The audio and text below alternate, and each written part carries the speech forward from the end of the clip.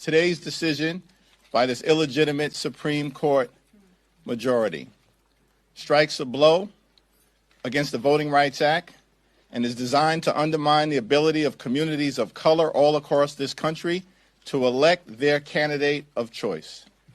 But we're not here to step back, we're here to fight back. Yes. Now, when this decision came out earlier today, it's an unacceptable decision, but not an unexpected decision. Because this isn't even really the Roberts Court. It's the Trump Court. Yes. And what we would expect from the Trump Court is an effort to continue their scheme to suppress the vote and rig the midterm elections and beyond. Because these extremists have failed America in every possible way. They failed on the economy, they failed on health care, they're failing as it relates to this reckless and costly war of choice. The extremists have completely and totally failed America. That's right. So they've concluded, aided and abetted by the Trump court, that they have to cheat to win. Yes. And now we're at a point where affirmative action is gone, diversity is gone, equity gone, inclusion gone, racial tolerance gone, the Voting Rights Act largely gone. But guess what, extremists? We're still here. That's right. And we're not going anywhere. Ladies and gentlemen, we got to talk about it. It's 2026, and somehow Democrats, Hakeem Jeffries, are still clinging to the idea that America needs race-based congressional districts. Think about that for a second. We're talking about districts that more often than not are among the poorest, most underperforming in the country. See South Carolina's 6th congressional district, represented by Jim Clyburn since 1993. Decades of leadership, and the conditions haven't meaningfully improved. That's not a coincidence. That's a pattern. That's on purpose. Now, if you contrast that with Wesley Hunt in Texas's 38th district, which happens to be a majority white, affluent suburban district, yet they elected a black conservative in 2022, no racial safety net, no engineered outcome, just voters making a choice. That alone right there tells you something has shifted in our country. There was a time when race-based districts served a purpose, when access had to be forced because doors were closed. But we're no longer living in that era.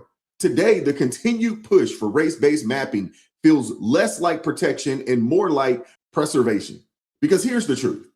When the playing field levels out, everybody has to compete, not on identity, not on demographics, but on ideas, on policy, and on results. And that's where the pressure is building. The recent Supreme Court scrutiny is pushing the system in that direction. And I, for one, am 1,000% in agreement with it. I'm all here for it. The Supreme Court is pushing us toward a place where districts can't simply be engineered for guaranteed outcomes, where elections are earned, not drawn. And if you can't win the argument, you start fighting to control the map. And that's where Democrats are. But the American people are waking up. They're asking better questions. They're looking beyond the labels and starting to measure leadership by outcomes. Because at the end of the day, it's not about who represents you. It's about how well they do it. And the scripture says this: for there is no partiality with God. That's Romans 2:11. No favoritism, no shortcuts, no special treatment, just truth and accountability. And the thing is, Democrats can't stand it because they can't stand on their agenda. They can't stand on their policy because their agenda is wicked and their policies are trash. Everywhere they rule, it's in shambles. And when they had control of our country, it was going down the daggone tube as well. Let's get into it. Hit the like button, share the video, subscribe to the channel. Let's go. Good morning. Okay, so this at first blush here is a win for the plaintiffs who were not black plaintiffs. They were non-minority voters who challenged this decision. These two districts that were minority majority, essentially Louisiana had drawn up districts and then they were told in a legal battle that they had not represented black and minority voters sufficiently. They went back and drew a second district. So they had two of these minority majority districts. Well, then non-black voters sued and said, this is now violating our rights our rights on the basis of race. So it looks like this is a 6-3 decision. There is one concurrence here, but it looks like the dissent sticks together with Justices Kagan, Sotomayor, and Jackson. But here's what the majority says. They say in some, because the Voting Rights Act did not require Louisiana to create an additional majority-minority district, no compelling interest justified the state's use of race in creating SB 8. That was those 2 new districts. That map is an unconstitutional gerrymander, and its use would violate the plaintiff's constitutional rights. Now, this opinion is almost 100 pages long, so we're going through to see if it says something more broadly about the Voting Rights Act. That had been the fear on the left, that somehow this decision, if it was favorable for those challenging these maps, that it would somehow do a big chunk out of the Voting Rights Act. Haven't gotten to language that suggests that yet. It sounds like this decision is primarily about what happened in Louisiana. So we'll keep digging through this. But for right now, it's a win for those who were challenging these 2 minority-majority districts. Now, as we read through this and figure out the broader implications, there were 20-plus districts across the country that would have potentially lined up with this decision. They could be open to challenges that they were drawn on the basis of race, or that it was the primary factor that was used in drawing those districts. Most of those are throughout the South. So we'll look to see if there's enough sweeping language in this particular decision that may have a domino effect on some 20 other districts. Could be huge for the midterms. We'll continue to read through. You got it. Hey, we are at a point now to where I think everybody lives with everybody now. The neighborhood that I live in, the neighborhood that I used to live in, it was diverse. The neighborhood I live in currently, it's diverse. We have a mix of people in our neighborhood. They're all from all walks of life, right? So we're at a point now to where it shouldn't be, the map shouldn't be based off of, oh, there's a certain amount of Black people, a certain amount of white people. No, just base it off of the amount of population and you draw it that way.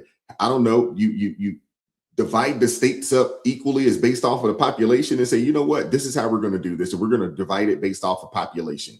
Simple as that. And now Republicans and Democrats get to go and can actually compete for these seats in these districts. There shouldn't be districts that are just drawn and say, oh, this is just Black. And then next thing you know, Democrats just know, oh, a Democrat is going to win this district in perpetuity, like what has transpired out in South Carolina. Clyburn has been the representative since 1993. This is ridiculous. And the thing is what happens is that in these quote unquote stronghold districts, you know, Republicans don't go in there, you know, and try to compete, and vice versa. You don't see it. Now it's going to open it up for both sides, both parties to compete for these seats. And you got to compete based off of your ideas. You got to based off of your agenda and the potential policies that you want to implement within the district and within the nation. That's how it's supposed to be. It's 2026, man. It's 2026. You know, I mean, no one is stopping anyone from doing anything in this country, man. Seriously. But, you know, you got, you know, Democrats losing their minds over this. I want you guys to see this. It's happening again. Whenever Black people make political, social, or economic progress, white people try to stop it. That's what just happened when the Supreme Court in a 6-3 decision ruled against a Black congressional district in Louisiana. The NAACP called it a devastating blow, and Supreme Court Justice Elena Kagan warned that our representation is about to sharply decline. How does she know? Because it's happened before.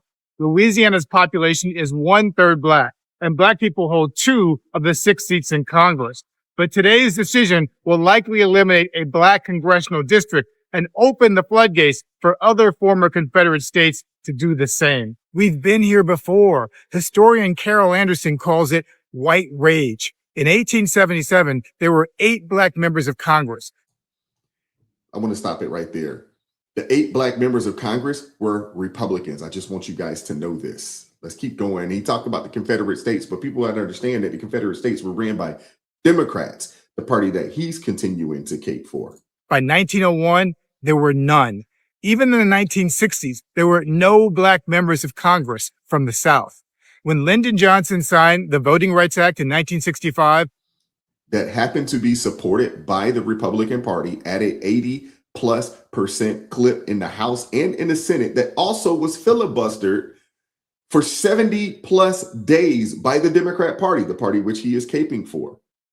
These people, this dude here is like really, really disingenuous, because the reality of it is this: there are some black conservatives out there that are going to run in these seats, and now they got a fair chance to win. White Southerners fled the Democratic Party and became Republicans. And since then, no Democratic candidate for president has ever won the white vote. It happened again with Barack Obama. The majority of white voters voted against him both times. 1 year after he was reelected, the Supreme Court gutted the Voting Rights Act. That same day, officials here in Texas announced the nation's strictest voting ID law. And since then, states have passed hundreds of new restrictions. This is the endgame of a 6-decade-long campaign to destroy black voting power. They don't want us to vote. They don't want us in Congress, and they damn sure don't want another black president. They fear our vote more than anything else. You hear that? So hyperbolic, right? They don't want you to vote. That's not true. They're not stopping you from voting.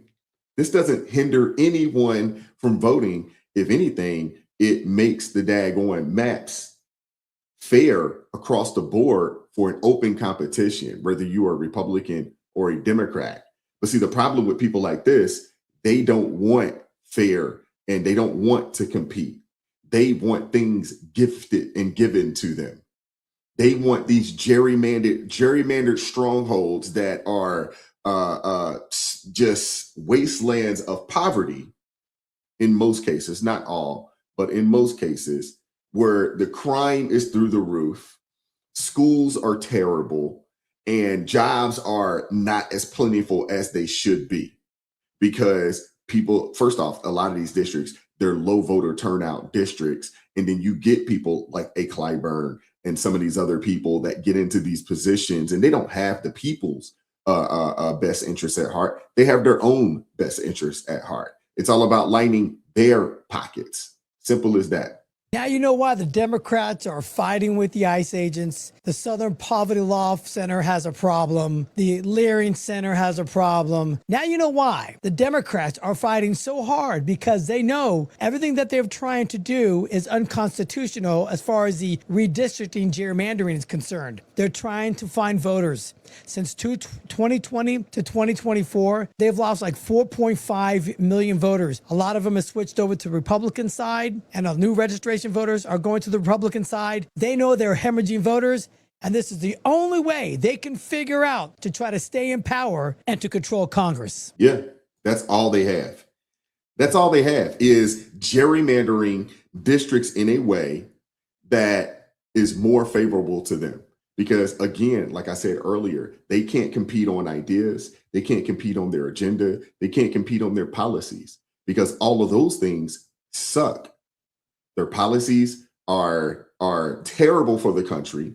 Their agenda is wicked and evil for everyone, and they're not about America. They're not about putting the American citizens first. We saw it in the State of the Union earlier this year when the president asked them, stand if you are about putting the American citizens first. Every last Democrat in there sat down on their hands and had nothing to say.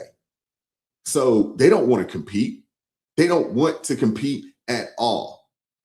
And if you are a Black American, and when I say that, and I really just want to say, if you are American, if you are an American and you just happen to be a highly melanated American, because we need to get rid of these these hyphens, this Black, white, Asian, whatever. You are just an American. If you are born here, you got a blue passport, you were born and raised in this country, you're just an American.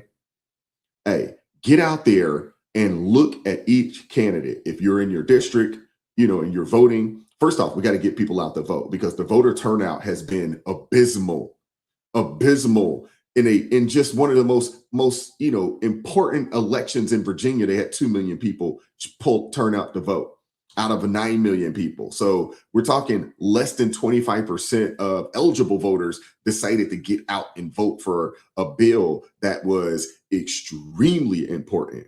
So one, we got to get people out to vote. But two, before that, get an understanding of what's going on. Study the candidates. Look at their agenda, their policy, what they want to put forth. And don't worry about if they got a D or an R. Just look at what they want to do. Now, we'll say this, as someone that is a conservative, that is a Republican, I don't trust Democrats, but at the same time, I don't trust politicians.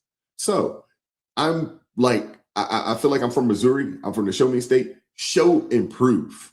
You know what I'm saying? I want to talk to you. I want to see what your agenda is, and I want to see what direction do you want our district, the city, the county, this country. I want to know where you want us to go, and then you will get my vote based off of that.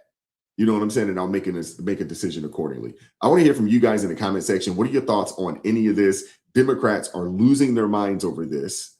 And to be honest with you, I understand why they're losing their minds over this, because they are in a position where they have to compete on ideas. There's not going to be any more quote unquote Democratic strongholds. They got to compete, and they are scared out of their minds. Hit the like button, share the video, subscribe to the channel, turn the notifications on to all so you never miss an upload. Consider joining the ARP family or buy your brother a coffee. That link's in the description box below. Join us Tuesday, Thursday, Friday, 9:30 a.m. Eastern Standard Time for ARP in the morning. And as always, keep God first. Stay prayed up, and we'll catch up with you guys next time.